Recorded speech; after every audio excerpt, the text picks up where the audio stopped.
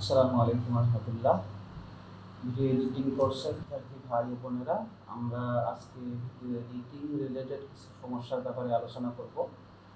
Video editing করতে গেলে আপনি কাজ করবেন, পাশাপাশি কিছু সমস্যাও আপনারা করবেন, যেগুলো অনেক সময় সমাধান করতে হয়। সমাধান যদি আপনারা না জানেন তাহলে আপনি ঝামেলায় পড়বেন। এটা সমাধান খুঁজতে আপনার সময় লেগে যাবে। ভারী সফটওয়্যার কিছু সমস্যা হয়েই থাকেই। এটা কম্পিউটারের কারণেও হয়, কাজের কারণেও হয়, বিভিন্ন কারণে হতে পারে। তো এইগুলো সমাধান জানা থাকলে আপনি খুব সহজেই এগুলো সলভ করতে পারবেন, আরও বেশি প্রফেশনাল হয়ে উঠবেন একজন সাধারণ মানুষের থেকে। তো আমি প্রায় 7 বছর ধরে ভিডিও এডিটিং করি। আমার ভিডিও এডিটিং কাজ করার সময় যে সমস্যাগুলো আমি পড়েছি, আমি বেশিরভাগ সমস্যারই আমি সমাধান খুঁজে বের করছি। এগুলা অনেক সময় দেখবেন যে আপনি অনেক অনলাইন কোর্স করতে গেলেও এই সমস্যাগুলোর সমাধান আপনি পাবেন না। তো এরকম কিছু সমস্যার ব্যাপারে আমি এই ক্লাসে আলোচনা করব। তো আপনারা সবাই এইগুলা এই ভিডিওটা দেখবেন, কালেকশনে রেখে দেবেন। যে কোনো সমস্যায় পড়লে আপনি আপনার অনেক সমস্যার সমাধান এই ভিডিও থেকে পাবেন ইনশাআল্লাহ।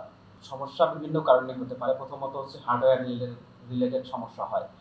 যেমন আপনার কম্পিউটার যদি কম র্যাম থাকে, যদি হার্ড ডিস্ক হয়, তাহলে কিন্তু গতির সমস্যা হয়, অর্থাৎ ভিডিও এডিটিং কাজটা একটু স্লো হয়। যদি আপনার কম্পিউটারে একটা এসএসডি থাকে হার্ড ড্রাইভের জায়গায়, সি ড্রাইভের জায়গায়, তাহলে কম্পিউটার অনেক ফাস্ট কাজ করে, আপনার ভিডিও এডিটিংয়ের কাজ অনেক ফাস্ট হবে। এরপর আসে র্যাম। র্যাম 4 জিবির উপরে অবশ্যই থাকা ভালো। প্রিমিয়ার প্রো যেহেতু ভারী ভিডিও এডিটিং সফটওয়্যার, তো এই বিষয়টা খেয়াল রাখবেন। এছাড়াও এর পরে যেটা আসে সেটা হচ্ছে গ্রাফিক্স ড্রাইভার রিলেটেড প্রবলেম। আমাদের কম্পিউটারে যদি ডেডিকেটেড গ্রাফিক্স কার্ড না থাকে, যদি বিল্ট ইন গ্রাফিক্স কার্ড থাকে, তো তখন আমাদের কিন্তু একটু সমস্যা হবে। এটা কোথায় দেখবেন? টাস্ক ম্যানেজারে যাবেন। টাস্ক ম্যানেজারে গেলে পারফরমেন্সে যাবেন। পারফরমেন্সে গেলে এখানে বুঝতে পারবেন যে আপনার কম্পিউটারে কী আছে। আপনার সিপিইউ, মেমোরি বলতে র্যাম, এখানে আমার 16 জিবি র্যাম আছে। ডিস্ক, প্রথম ডিস্ক যেটা সি ড্রাইভে, এটা আমার এসএসডি 256 জিবি। আপনারা যদি 120 জিবি এসএসডি লাগান তাহলে কম্পিউটার অনেক ভালো কাজ করবে। এরপর হচ্ছে জিপিইউ, গ্রাফিক্স কার্ড। তো অনেকের কম্পিউটারে প্রসেসরের সাথে ডেডিকেটেড গ্রাফিক মানে শেয়ার্ড গ্রাফিক্স মেমোরি থাকে। নর্মালি সব কম্পিউটারে বিল্ট ইন গ্রাফিক্স কার্ড থাকে। বিল্ট ইন গ্রাফিক্স আসলে অতটা ভালোভাবে ভিডিও এডিটিং কাজে হেল্প করে না, তবে করা যায়।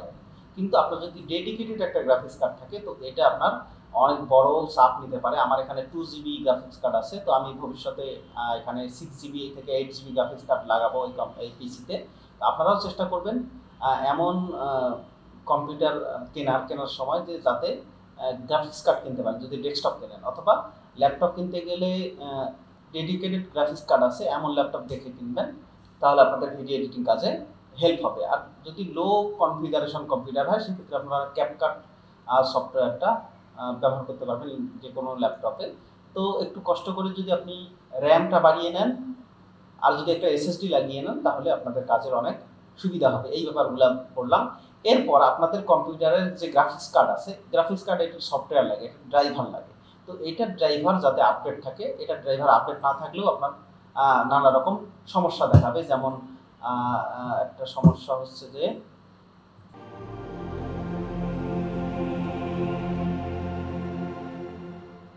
এরকম সিস্টেম কম্প্যাটিবিলিটি রিপোর্ট এরকম দেখায়। তো যাদের পুরনো গ্রাফিক্স কার্ড, অনেক পুরনো গ্রাফিক্স কার্ড, তাদের এই সমস্যাটা দেখায়। তো সেক্ষেত্রে আপনারা যদি একদম আপডেট ভার্সনের সফটওয়্যার ব্যবহার করতে চান, সেক্ষেত্রে এই সমস্যাগুলো দেখায়। তো আপনি যদি একটু কম পুরনো ভার্সনের অ্যাডোবি প্রিমিয়ার প্রো ব্যবহার করেন, তো সেক্ষেত্রে এই সমস্যাটা আর দেখাবে না। অথবা আপনি একটু গ্রাফিক্স ড্রাইভার আপডেট করে নেবেন। গ্রাফিক্স ড্রাইভার আপডেট করার প্রথম পদ্ধতি হলো, আপনার যদি উইন্ডোজ 10 হয়, আপনি সেটিংয়ে যাবেন, সেটিংয়ে গিয়ে আপডেট করে নেবেন। আপডেট গিয়ে আপনি এখানে চেক ফর আপডেটস ক্লিক করলে যদি কোনো আপডেট দরকার পড়ে, এখান থেকে অটোমেটিক এই তালিকা থেকেই সেটা আপডেট হয়ে যাবে। অথবা আপনি নেট থেকে আপনার গ্রাফিক্স কার্ডের যে মডেল, ওইটা লিখে সার্চ করেও আপনি গ্রাফিক্স ড্রাইভার ডাউনলোড করতে পারবেন। তখন এই রিলেটেড সমস্যাটা আশা করি থাকবে না। এরপর খুলে যাওয়ার পর আরেকটা ব্যাপার আমরা আসি।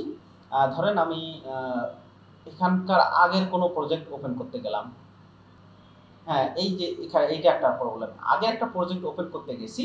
ওপেন করার সময় দেখাচ্ছে যে missing media for this clips. আমি এই প্রজেক্টটাতে কাজ করার সময় বেশ কিছু জায়গা থেকে বিভিন্ন ফোল্ডার থেকে বিভিন্ন রকম ভিডিও নিয়েছি, কাজ করেছি। তো এখন ওই জায়গায় ওই ভিডিওগুলোকে খুঁজে পাচ্ছে না প্রিমিয়ার প্রো। এখন কি করার? এখন আমি এটাকে কোথায় খুঁজবো? আমি এটাকে লোকেট করব। লোকেট করে ডাউনলোডসে গিয়ে সার্চ দেবো। লোকেট করার দুইটা উপায় আছে। কম্পিউটার নিজেও ওপেন করে খুলে ফেলতে পারে। লোকেট করবেন কোথায়? আপনার যে কোনো ড্রাইভে অথবা ডেস্কটপে। এখানে যদি ডেস্কটপে থাকে আপনার প্রসেস টু ক্লিক যে ফোল্ডারে থাকতে পারে আপনি আইডিয়া করবেন। ওখানে ডাউনলোডসে গিয়ে সার্চ দেওয়ার পর সে খুঁজে পেয়েছে ফাউন্ড ক্লিক। ওকে যদি দেন, দেখেন আবার এই ভিডিওটা ঠিক হয়ে গেছে। আমি এটাই দেখাতে চাইছিলাম। যদি কখন আপনাদের কোনো ফাইল এরকম করে হারিয়ে যায়, আবার আপনি এভাবে নতুন করে লিঙ্ক করতে পারবেন। এরপর আরেকটা ব্যাপার হলো, আপনারা যখন কাজ করবেন, কাজ করার সময় আপনার কাজের যে ফাইলগুলা শুরুতেই আপনি প্রজেক্ট করার সময় আপনি ধরেন একটা নতুন ভিডিও নিয়ে কাজ করবেন। তো আপনি ডেস্কটপে যান, ধরেন নিউ একটা ফোল্ডার নেবেন। ফোল্ডার নিয়ে নতুন একটা ভিডিওর কাজ করতেছে, ধরেন একটা প্রোগ্রামের, সেমিনার প্রোগ্রামের অথবা মিটিং প্রোগ্রাম অথবা ঈদ পুনর্মিলনী এই টাইপের কোনো ইফতার মাহফিলের একটা ভিডিও এডিট করবেন, ইফতার মাহফিল। এরপর এই ভিডিও এডিটিং কাজ করতে গিয়ে যত ধরনের এলিমেন্ট দরকার পড়বে, ধরেন ভিডিওটা নিয়ে আসবেন, কিছু ইমেজ নিয়ে আসবেন, তারা যদি কর্নারে লোগো বসানোর জন্য লোগো দেয়, সবগুলো জিনিস সেখানে নিয়ে আসবেন, এই ফোল্ডারে একত্রিত করবেন, এরপর এডিট করবেন। এরপর আপনি যদি এই প্রজেক্টটা অন্য কম্পিউটারে নিয়ে যেতে চান, আপনি শুধুমাত্র কি করবেন, এই যে ফাইল সেভ অ্যাজ, এবং তার নতুনভাবে ধরেন এখানে প্রজেক্ট শুরু করলেন, নিউ প্রজেক্ট, এটার জন্য ইফতার মাহফিলের একটা প্রজেক্ট করলেন, ইফতার মাহফিল। এখন এইটা কোথায় সেভ হবে? আপনি ব্রাউজ করে ডেস্কটপে যাবেন, ইফতার মাহফিলের ফোল্ডারটা সিলেক্ট করে দেবেন। তাহলে কি হবে, আপনার এই প্রজেক্টটা ওখানে সেভ হয়ে যাবে। তবে যদি এখানে প্রজেক্টটা ওখানে সেভ শুরুতেই না করেন, ফাইল সেভ অ্যাজ যদি দেন, সেভ অ্যাজ দিলেও আপনি ডেস্কটপে গিয়ে আপনি আপনার ওই ফোল্ডারটা খুঁজে বের করে এখানে আপনার প্রজেক্টটা সেভ করে দিতে পারেন। আপনার প্রজেক্টও এখানে থাকবে, আপনার ফাইলগুলোও এখানে থাকবে। পরে কি করতে পারবেন, আপনি যদি ডেস্কটপ থেকে এই ফোল্ডারটা জিপ করে কাউকে দিয়ে দেন, সে এডিট করতে পারবে, অথবা আপনি নিজেও অন্য কম্পিউটারে নিয়ে গিয়ে এডিট করতে পারবেন। কিন্তু অবশ্যই এই প্রজেক্টটাতে যত ধরনের ফাইল আছে সবগুলোই আপনার এই ফোল্ডারে করে নিয়ে যেতে হবে, নাহলে কিন্তু দেখবেন যে আপনার ফাইল এখানে এরকম লাল লাল হয়ে থাকবে, এরকম করে পাবে না। এগুলো তো বিভিন্ন ফোল্ডার থেকে নিয়ে আসবেন, তাই না? কোথায় ফোল্ডার আছে? এখন আপনি চান যে সবগুলো জিনিসকে আপনার একটা প্রজেক্টের ফোল্ডারের ভিতরে একখানে করতে, কম্পিউটার প্রিমিয়ার প্রো অটোমেটিক সবগুলোকে এক জায়গায় গুছাই এনে দেবে। সেটা কিভাবে করবেন? ফাইল, প্রজেক্ট ম্যানেজারে গিয়ে আপনার কি করবেন, collect file and copy to new location, অর্থাৎ এই সবগুলো ফাইলকে কম্পিউটার একটা ফোল্ডারে নিয়ে গিয়ে দেবে। ওটা কি করবেন, collect files and copy to new location, okay করবেন। এরপর এই যে একটা সিকোয়েন্সটা সিলেক্ট করলাম আগে, ফাইল, প্রজেক্ট ম্যানেজারে গিয়ে এখানে টিক চিহ্ন দেওয়া থাকবে, আপনি অন্যগুলো চাইলেও নিতে পারেন। এটাতে টিক চিহ্ন দেওয়া থাকলে অটোমেটিক যেটাতে দেওয়া থাকবে ওটা হলেই এনাফ। এরপর ব্রাউজ, কোথায় আপনি এই ফাইলগুলো সবগুলো ফাইল এই প্রজেক্টে ব্যবহৃত সবগুলো ফাইল কোথায় একখানে করবেন, আপনি ব্রাউজ করবেন। ব্রাউজ করে দেখিয়ে দেন যে আমি ডেস্কটপের কোন ফোল্ডার ছিলাম, এই ফোল্ডারে সিলেক্ট ফোল্ডার করে ওকে দেবো। এরপর আমি গিয়ে দেখি কি হয়েছে। আমি ডেস্কটপে যদি যাই, ডেস্কটপে গেলে আমি যে ফোল্ডারটাতে কাজ করলাম, এই যে ইফতার মাহফিল ফোল্ডারটা, এখন কপি করা হয়ে গেছে কিছু ফাইল। এখন এখানে দেখবেন যে আমার প্রজেক্টের যত ধরনের এলিমেন্ট ছিল সবগুলা প্রিমিয়ার প্রো প্রজেক্টটা সহ এখানে সেভ করে দিয়েছে। এখন আপনি খুব সহজেই এই ফোল্ডারটাকে, জাস্ট এই ফোল্ডারটাকে, কারণ এর মধ্যে প্রজেক্টও আছে, এই ফোল্ডারটাকে যেখানে নিয়ে যান, পেন ড্রাইভে করে নিয়ে গেলে ওখানেই এডিট করতে পারবেন। প্লাস আপনি এই প্রজেক্টটাকে টেমপ্লেট হিসেবে কাউকে দিতেও পারবেন, সে ওই প্রজেক্টটা এডিট করতে পারবে। এই গেল প্রজেক্ট কীভাবে ম্যানেজ করা যায়। অনেক সময় দেখবেন যে আপনার কম্পিউটারের ডিসপ্লেতে কোনো কিছু আসতেছে না, সবুজ দেখাচ্ছে বা কালো দেখাচ্ছে, অথবা ঝিরঝির করতেছে, ভিডিও ঠিকঠাক মতো শো করতেছে না। তো সেক্ষেত্রে গ্রাফিক্স কার্ডের প্রবলেম থাকলে আপনারা জাস্ট সাময়িক সমাধানের জন্য প্রজেক্ট সেটিংয়ে গিয়ে আপনি কি করে দেবেন, এখানে রেন্ডারার আছে একটা, রেন্ডারারের জায়গায় প্লেব্যাক ইঞ্জিন, জিপিইউ অ্যাক্সেলারেশন, অর্থাৎ জিপিইউ দিয়ে আপনি আপাতত ভিডিও এডিট করতেছেন, কিন্তু জিপিইউ ডিস্টার্ব করলে আপনি ভিডিও দেখতে পারবেন না, নানা রকম ডিস্টার্ব করবে। তখন আপনি কি করে দিতে পারেন, প্লেব্যাক ইঞ্জিন সফটওয়্যার অনলি, অর্থাৎ সফটওয়্যারের মাধ্যমেই দেখতে পাবেন। তখন আপনার এই ভিডিও দেখতে সুবিধা হবে। অর্থাৎ যদি ল্যাপটপ আছে, পুরোনো ল্যাপটপ, অনেক সময় জিপিইউ ভালো কাজ করে না, সেক্ষেত্রে আপনারা এই সফটওয়্যার অনলি দিলে কাজ করবে। তবে এটা সবসময়ের জন্য না, এই সফটওয়্যার অনলি দিলে কম্পিউটার কিন্তু খুব স্লো ভিডিও আউটপুট হবে। তো জিপিইউ অ্যাক্সেলারেশন দিলে কি হয়, গ্রাফিক্স কার্ড ইউজ হবে, ভিডিও দ্রুত এক্সপোর্ট হবে। এই ব্যাপারটা আপনারা খেয়াল রাখবেন। তো এই গেল আরেকটা ব্যাপার। এরপর এই স্ক্রিনের কাছে আসি। অনেক সময় অনেকে দেখবেন যে এখানে কোয়ালিটির ব্যাপার আছে, যেমন 1/4, হাফ, ফুল। আমরা যখন ফুল কোয়ালিটি দেবো তখন কিন্তু আমরা এই ভিডিওটা ফুল কোয়ালিটিতে প্লে করে দেখতেছি। এটা জাস্ট প্লে কোয়ালিটি, এটা আউটপুটের কোয়ালিটি না। তো আপনি যখন এরকম করে প্লে করে দেখতেছেন তাহলে বুঝবেন যে এটা হচ্ছে ফুল কোয়ালিটি। অনেক সময় দেখবেন যে কম্পিউটারের র্যাম যদি কম হয়, এসএসডি না থাকে, তখন এটা প্লে করতে গেলে আটকে যায়। তখন আপনারা কী করে দিতে পারেন, হাফ বা 1/4 দিতে পারেন। দেখতে একটু কোয়ালিটি লো হলেও মেইন ভিডিওটা এক্সপোর্টের সময় হাই কোয়ালিটি হবে। কিন্তু আমার কাজের সুবিধার্থে টাইমলাইনটা যাতে স্মুথ চলে, এই জন্য আমরা 1/4 করে দেখতে পারবো। এটা করে দিলে আপনি অনেক সময় দেখবেন যে 1/4 করে রাখছেন, কিন্তু আপনি বুঝতে পারতেছেন না, বলতেছেন আমার ভিডিও তো ভালো কোয়ালিটি, তাহলে খারাপ দেখাচ্ছে কেন? তখন আপনি এখানে ফুল কোয়ালিটি করেও দেখতে পারবেন। এটা হচ্ছে আরেকটা সমস্যার জায়গা, এটা আপনারা খেয়াল রাখবেন। এইগুলো গেল সমস্যা।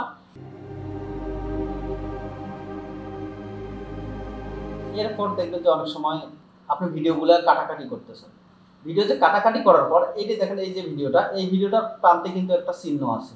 চিহ্ন বোঝাচ্ছে যে এই ভিডিওটা এটাই শেষ প্রান্ত। আপনি যখন কাটাকাটি করবেন তখন কিন্তু ওই কর্নারে এই চিহ্নটা থাকবে না। আমি ধরেন এটা কাটলাম, দেখেন এই প্রান্তে কর্নার কাটাকাটি চিহ্নটা থাকলো না।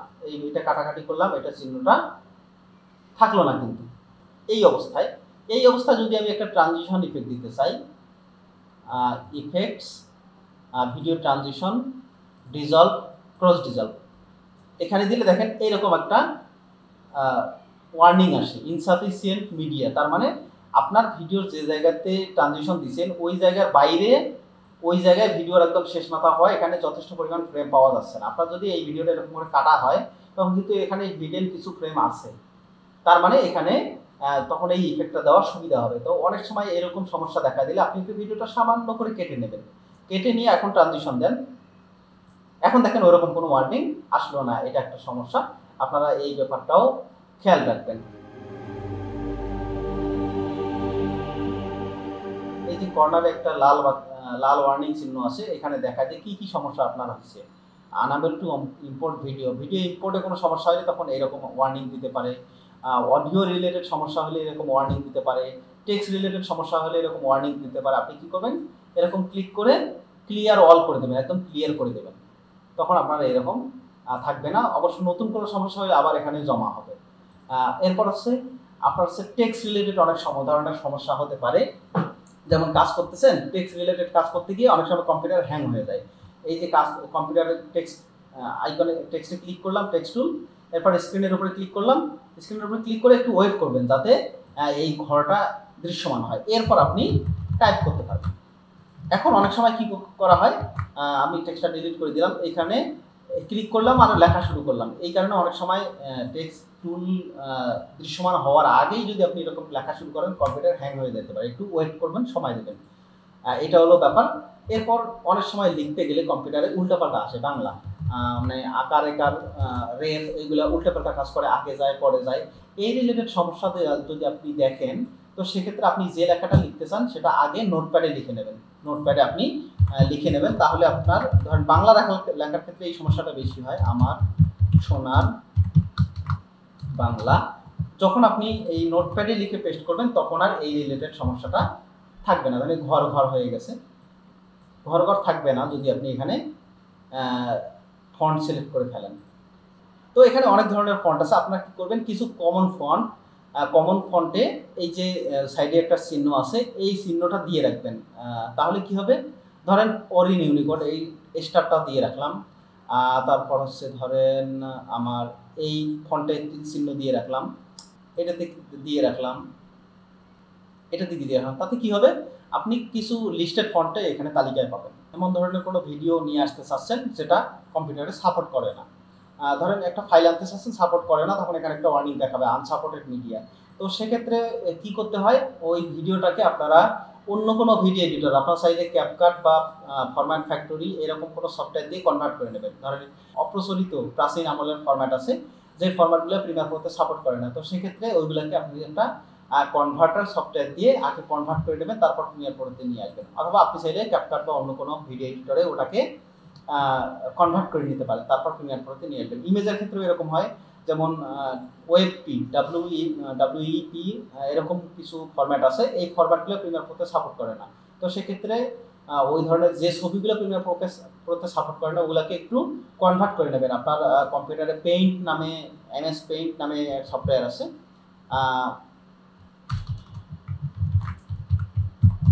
পেইন্ট অ্যাপের মাধ্যমে আপনি ছবিটাকে খুলে নেবেন, ওপেন করে নেবেন। এরপর এটাকে নতুন একটা ফরম্যাট, ধরেন জেপিজি বা অমুক তমুক আছে, আপনি ওটাকে পিএনজি বা অন্য কোনো ফরম্যাটে সেভ করে নেবেন, তখন কিন্তু ওটা সাপোর্ট করবে, ওই সাপোর্ট রিলেটেড আর সমস্যা থাকবে না। অনেক সময় দেখবেন কোনো ভিডিও প্রিমিয়ার প্রোর ভিতরে আনার পর সব কিছু ঠিকঠাক থাকার পরেও অডিও আসতেছে না, অডিও কোনোভাবেই আসতেছে না, অডিও কোনোভাবেই ড্রপ হচ্ছে না, অথবা অডিওটা বাঁচতেছে না। আবার এমনও হতে পারে অনেক সময় অডিও খুব ভেঙে ভেঙে আসে, স্লো হয়ে আসে, যেমন মদ খেয়ে মাথা খুলে স্লো এরকম করে গড় গড় করে কথা বলে এরকম সাউন্ড আসতে পারে। আর সেক্ষেত্রে সলভ করার বুদ্ধি হলো আপনি প্রথমে ভিডিওটাকে অন্যভাবে কনভার্ট করে নেবেন, কনভার্ট করে অডিওটাকে আলাদা করে ফেলবেন। আর ভিডিওটা টাইম লাইনে নিয়ে আসার পর অডিওটাকে আলাদা করে টাইম লাইনে ওই বরাবর এনে কাজ করবেন যখন, তখন এটা ওই সমস্যাটা ঠিক হয়ে যাবে। ধরেন এই ভিডিওটার অডিও প্রবলেম আছে, তো এক্ষেত্রে কি করবেন, আপনি আগেই এই অডিওটাকে একটু একটা কনভার্টেড অডিও বানিয়ে নেবেন। ভিডিওকে খুব দ্রুত কনভার্ট করে থেকে অডিও বের করার উপায় হলো ওশান অডিও নামে একটা সফটওয়্যার আছে। এই ওশান অডিও সফটওয়্যারটাতে আপনি যদি কোনো ভিডিওকে ড্রপ করেন, এভাবে ড্রপ করে ফাইল সেভ অ্যাজ দেন, অথবা এক্সপোর্টে যান, এখানে MP3 ক্লিক করে দেবেন, MP3 ডেস্কটপ সেভ। তাহলে কি হবে, খুব দ্রুত ভিডিওটা থেকে অডিওটা আলাদা হয়ে যাবে। এখানে মূল ভিডিও কিন্তু ঠিকই আছে। তো এইরকম একটা যখন অডিও হয়ে যাবে, আপনার যে ভিডিওটাতে অডিওর সমস্যা আছে, আপনি এই অডিওটাকে আনলিঙ্ক করে বাদ দিয়ে দেন, আনলিঙ্ক করে এরকম করে বাদ দিয়ে আপনি ওই অডিওটা নিয়ে এসে রিপ্লেস করে দিতে পারবেন। অডিওটা নিয়ে এসে এখানে রিপ্লেস করে দিবেন, তাহলে ওই যে অডিও ভেঙে ভেঙে যাওয়া, তারপর সে অডিও নষ্ট হয়ে যাওয়া, স্লো হয়ে যাওয়া, অডিও না আসা, এই রিলেটেড সমস্যাটা আর থাকবে না। আশা করি ব্যাপারটা বোঝা গেছে।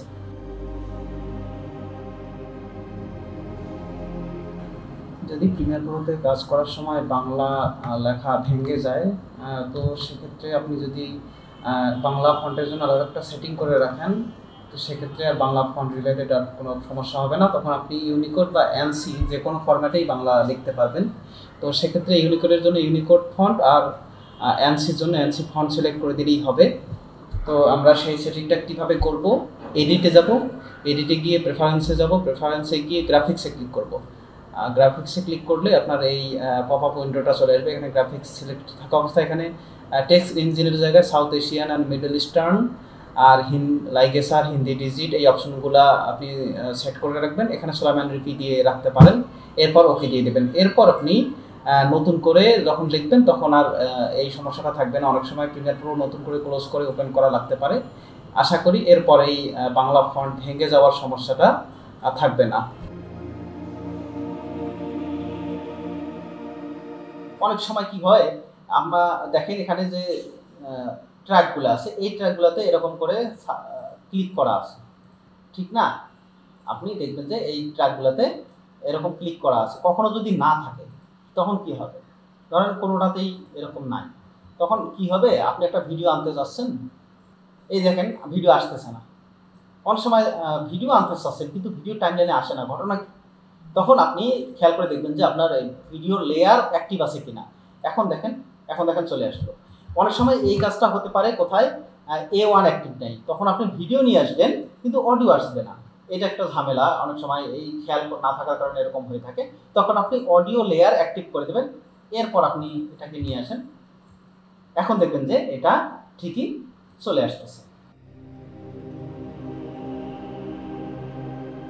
হেডফোন লাগানো আছে, স্পিকার লাগানো আছে, কিন্তু আমরা সাউন্ড পাচ্ছি না। তো সেক্ষেত্রে এই জায়গা থেকে আপনি সিলেক্ট করে নেবেন যে আপনি হেডফোনে অডিও বাজাতে চান নাকি স্পিকারে অডিও বাজাতে চান, এটা ঠিক করে নেবেন। কিন্তু এইটা ঠিক করার পর ধরেন হেডফোন সিলেক্ট করছেন কিন্তু হেডফোনে অডিও আপনি পাচ্ছেন না, আপনার হেডফোনে অডিও বাজতেছে না প্রিমিয়ার প্রোর ভেতরে, কারণ কম্পিউটারের অডিও প্লেব্যাক এটা হচ্ছে কম্পিউটারের জন্য, কম্পিউটারে একটা ভিডিও প্লে করবেন সেটার জন্য, প্লাস ইউটিউব প্লে করবেন তখন এইটার জন্য। কিন্তু প্রিমিয়ার প্রোর ভেতরে নিজস্ব একটা অডিও সেটআপ আছে। এটা প্রেফারেন্সে গেলে অডিও হার্ডওয়্যারে ক্লিক করবেন।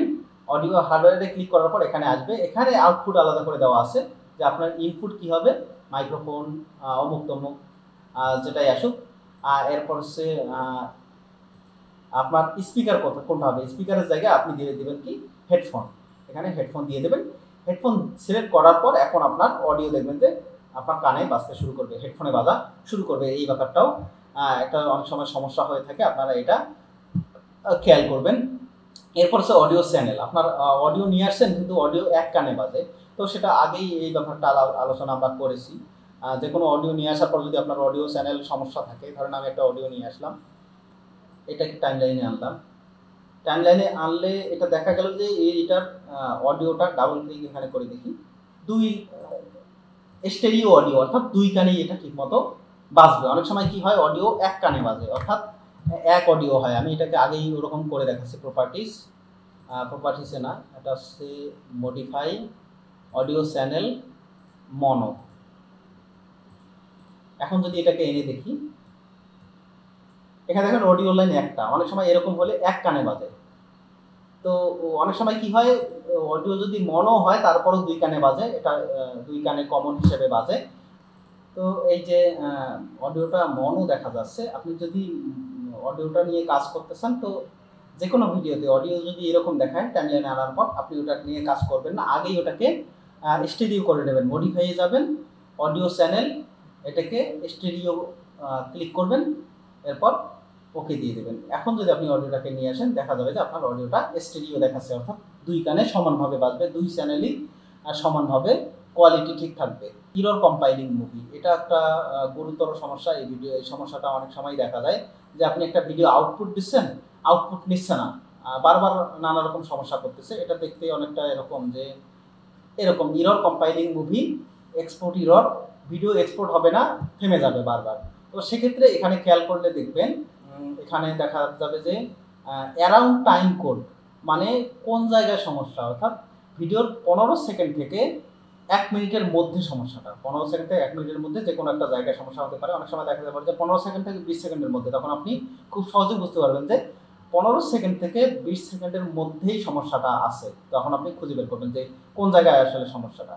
যখন দেখা যাবে যে 15 সেকেন্ড থেকে 20 সেকেন্ড ধরেন এই জায়গায়, তার মানে বুঝতে পারবেন যে এই জায়গা থেকে এই জায়গার মধ্যেই সমস্যা। তখন আপনি কি করবেন, যদি ক্লিপে কোনো সমস্যা থাকে এই ক্লিপটা একটু ট্রিম করে নেবেন। যদি কোনো জটিল ইফেক্ট দেওয়া থাকে, ধরেন কোনো ট্রানজিশন ইফেক্ট দেওয়া আছে যেটা হচ্ছে ভিআর গ্লিজ, ভিআর ট্রানজিশন ইফেক্ট, এই টাইপের কোনো ট্রানজিশন দেওয়া আছে, সেই ট্রানজিশনটাকে একটু রিমুভ করে দেবেন। অথবা আপনার ভিডিও ক্লিপেই যদি সমস্যা থাকে ভিডিও ক্লিপটাকে সরিয়ে এখানে নতুন একটা ভিডিও ক্লিপ দেবেন, তখন দেখবেন যে এই সমস্যাটা সমাধান হয়ে গেছে। ধরুন এই জায়গা থেকে আমি এই ক্লিপটা সরিয়ে অন্য কোনো একটা ক্লিপ দেবো, তখন আপনি কি করবেন, এটাকে আগে কি করবেন, এটাকে আগে রিভিল ইন প্রজেক্ট ক্লিক করেন। প্রজেক্টে এই জায়গায় দেখাচ্ছে, এই জায়গা থেকে আপনি রিপ্লেস ফুটেজ ক্লিক করবেন। রিপ্লেস ফুটেজ ক্লিক করে এই জায়গায় অন্য যে কোনো একটা ফুটেজ দিয়ে দেন, তখন দেখবেন যে এই জায়গাটা ফুটেজটা রিপ্লেস হয়ে গেছে, ইফেক্ট সব কিছুই ঠিক থাকবে আর এই সমস্যাটাও সমাধান হয়ে যাবে। এরপর অনেক সময় বিভিন্ন রকম একটা মাল্টিপল ইফেক্ট, অনেকগুলো ইফেক্ট নিয়ে কাজ করলে তখন এই রিলেটেড সমস্যা হয়। স্লো স্পিড, ফাস্ট স্পিড, এই কাজগুলো স্লো মোশন করলে এই ধরনের কাজগুলো হতে পারে।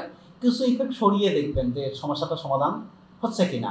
ধরেন এই জায়গা থেকে এই জায়গার মধ্যে কোথাও একটা সমস্যা, তখন আপনি এটা করার জন্য আরও কী করতে পারেন, ধরেন এই জায়গা থেকে এই জায়গার মধ্যে সমস্যা, আপনি কি করবেন, এই জায়গায় একটু কাটবেন আর এই জায়গায় কাটবেন। ধরেন এই জায়গা যদি কাটেন, শিফট ধরে কাটেন, সবগুলো কেটে যাবে। আপনি কি করবেন, যদি এই জায়গায় জুড়ে প্রবলেম হয় আপনি সবগুলো ক্লিপকে সিলেক্ট করেন, করে এটাকে নেক্সট করে ফেলেন, তখন এটা একটা সিম্পল জিনিস হয়ে যাবে। অনেক সময় এরপর এক্সপোর্ট দিলে এই সমস্যাটা আর দেখা যায় না, অনেক সময় নেস্টিং করলেই এই রিলেটেড সমস্যাটা থাকে না।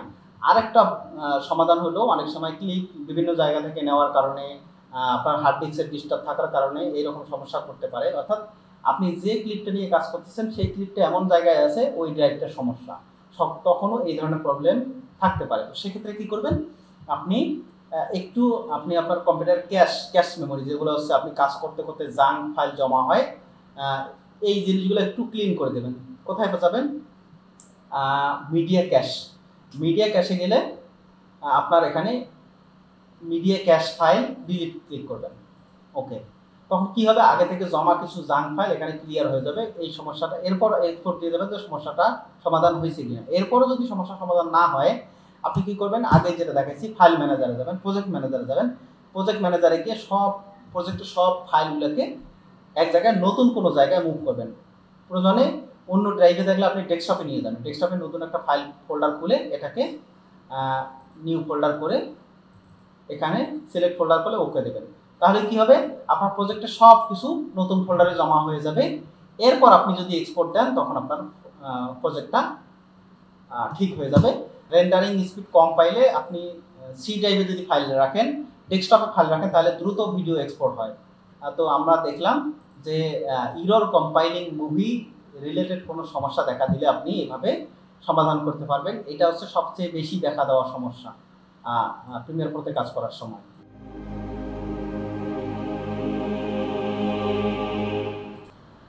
প্রিমিয়ার প্রোতে কাজ করার সময় অনেক সময় দেখবেন যে প্রিমিয়ার প্রো হঠাৎ করে ক্র্যাশ করে বসে আছে, অর্থাৎ কাজ চলতে চলতে হঠাৎ করে স্টপ ওয়ার্কিং লেখা একটা ওয়ার্নিং উঠে আসবে। এরপর আপনার সব প্রিমিয়ার প্রো ক্লোজ হয়ে যাবে অথবা ক্লোজ করতে আপনি বাধ্য হবেন। এরপর আপনার অনেক সময় ধরে করা কাজ হারিয়ে যেতে পারে, আপনার ফাইলও হারিয়ে যেতে পারে, ক্র্যাশ করে প্রজেক্ট নষ্ট হয়ে যেতে পারে, এরকম নানা রকম সমস্যা হয়। তো প্রিমিয়ার প্রোতে অটোসেভ নামে একটা অপশন আছে। এই অটোসেভ অপশন যদি আপনার অন থাকে তাহলে কি হবে, ক্র্যাশ করার সময় আপনি ধরেন 5 মিনিট পর পর সেভ দিয়েছেন, যদি ক্র্যাশ করে সর্বোচ্চ 5 মিনিটের কাজ আপনার হারিয়ে যাবে। আপনি বাকি প্রজেক্টটা আপনি মেইন জায়গায় খুঁজে পাবেন। তো প্রজেক্টটা কোথায় আছে, আমার ধরেন প্রজেক্টটা আমার এই জায়গায় আছে, আমি তখন এই জায়গায় কিন্তু আমার অটো সেভ হওয়া ফাইলগুলো এখানে জমা হয়। তো আমি ওখানে অটো সেভ হওয়া ফাইলগুলো খুঁজে পাবো। ধরেন আমি এই ফোল্ডারে গেলাম, ফোল্ডারে গেলে দেখেন এখানে অটো সেভ নামে একটা ফোল্ডার আছে, এই জায়গায় খুঁজে পাবেন। এখানে সর্বশেষ সেভ হওয়া আছে 10:33, অর্থাৎ আমার এই সময় আগে সেভ হয়েছে। আমার যদি কোনোভাবে ক্র্যাশও করে, আমি অনেক একটা নির্দিষ্ট সময় পর পর সেভ হয়েছে 19, 10, 29, এখানে হচ্ছে 15 মিনিট টাইম দেওয়া আছে। 15 মিনিট, আমার সর্বোচ্চ 15 মিনিটের কাজ হারিয়ে যাবে। তো এটা অনেক বড় সময়। যদি আমরা অটো সেভের অপশনের জায়গায় যদি আমরা আরও কম সময় দিয়ে রাখি, 15 মিনিটের জায়গায় 7 মিনিট দিয়ে রাখি, 7 মিনিট দিয়ে রাখি, এটা আদর্শ হয়। 5 মিনিট দিলে বেশি বারবার অটো সেভ নিতে গেলে আপনার টাইম খুব কিল করবে।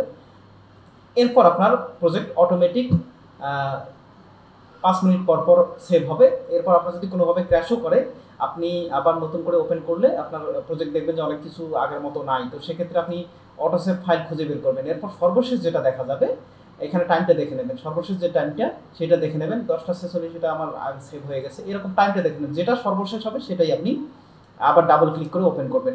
এটা অনেক সময় আপনার জায়গায় থাকতে নাও পারে। আপনার অনেক সময় দেখবে যে অনেকের কী হয়, অ্যাডোবির এই ফোল্ডারের ভিতরে থাকে প্রিমিয়ার প্রো, এর ভিতরে দেখেন এর ভিতরে অটো সেভ আছে, আরও অনেক অটো সেভ এই জায়গায় জমা হতে পারে। আপনি নাম দেখে খুঁজে বের করবেন আপনার অটো সেভ ফোল্ডারটা কোথায় আছে। এরপর আপনি আপনার কাজটা অনেকটাই রিকভারি করতে পারবেন। একটু হারিয়ে গেলেও আপনার নতুন করে করতে হবে। তো এই যে প্রিমিয়ার প্রো ক্র্যাশ করার প্রবলেমটা, এই প্রবলেমটাও অনেক বারবারই ঘটে থাকে।